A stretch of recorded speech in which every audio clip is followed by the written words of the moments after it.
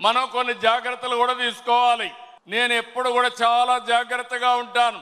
ఈ కడప గడ్డలో చెప్తున్నా, వివేకానంద రెడ్డి మర్డరు నాలాంటి నాయకుడినే మోసం చేయగలిగారంటే తెల్లవారితో నిద్ర లేస్తే ఒక అసాక్షి పేపర్ ఒకటి ఉంది, టీవీ ఒకటి ఉంది. గుండెపోటుతో వివేకానంద రెడ్డి గారు చనిపోయారు. అందరి మారిగా నేను కూడా నమ్మాను. అంతవరకు ఎప్పుడు కూడా నేను వేరే కోణంలో ఆలోచించేవాడిని.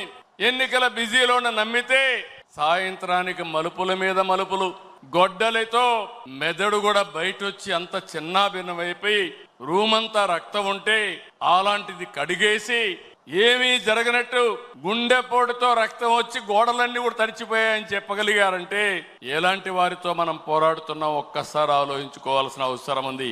సాయంత్రానికి మలుపులు తిరిగి రెండో రోజున నారాసుర రక్త చరిత్ర నా చేతిలో కత్తి పెట్టి నా మీదనే నెపవేసే పరిస్థితికి వచ్చారంటే కెన్ యూ ఇమాజిన్ అని చెప్పి నేను మిమ్మల్ని అడుగుతున్నా.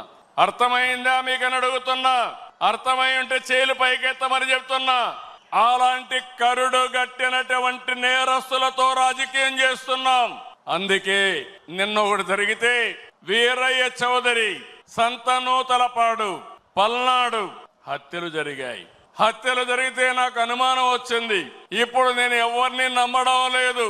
ప్రతి ఒక్క విషయాన్ని కూడా సందేహం పెట్టుకొని మనసులో వేరే విధంగా నేను ఆలోచించి ఎవరు చేశారని ఆలోచించే పరిస్థితికి వచ్చాను. చేస్తే కొంతమంది మన దగ్గరుండి వాళ్లకు కోవర్ట్లుగా పనిచేస్తూ వాళ్ళ ప్రోత్సాహంతో ఇష్టానుసారం హత్యా రాజకీయాలు చేస్తున్నారు.